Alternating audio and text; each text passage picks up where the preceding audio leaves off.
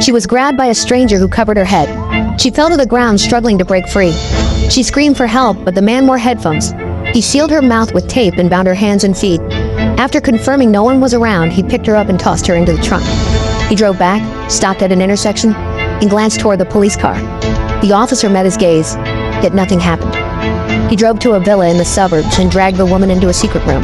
I want you to listen very carefully. Every wall here had soundproofing installed 1 meter back. He warned her not to make a sound, then ripped off the tape. He stood up, walked out of the room, took out a pistol, and loaded it. He re-entered the room. He didn't speak, just fiddled with the gun. She began begging for mercy with money. I don't want your money. This man only wanted to uncover the truth behind his wife's murder. I want you to tell me your name. My name is Kathy Nunn. He was dissatisfied with this answer. After leaving the room, he searched her wallet and phone but found no identification. He set the phone aside and prepared lunch. Inside the room, she began fighting back, rolling over to bring her hands from behind her chest. When he reopened the door, she ambushed him. She swung 3 consecutive blows, sending both crashing to the floor. She scrambled toward the exit.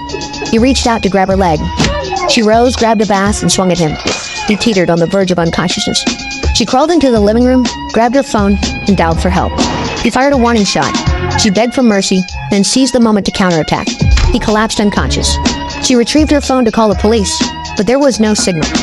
She cut through the restraints on her feet and headed for the door, only to find all windows and doors locked from the outside. He rose but did not attack her.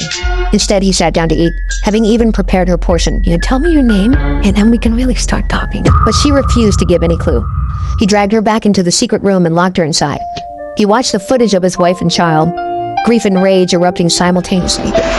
Armed with a gun, he returned to the room to demand her name, receiving the same refusal. Kathy was the name of your dead sister. Yo, come on! Over the 4 years since his wife's mysterious death, he had uncovered every detail of the killer's crimes, yet she persistently chose to lie.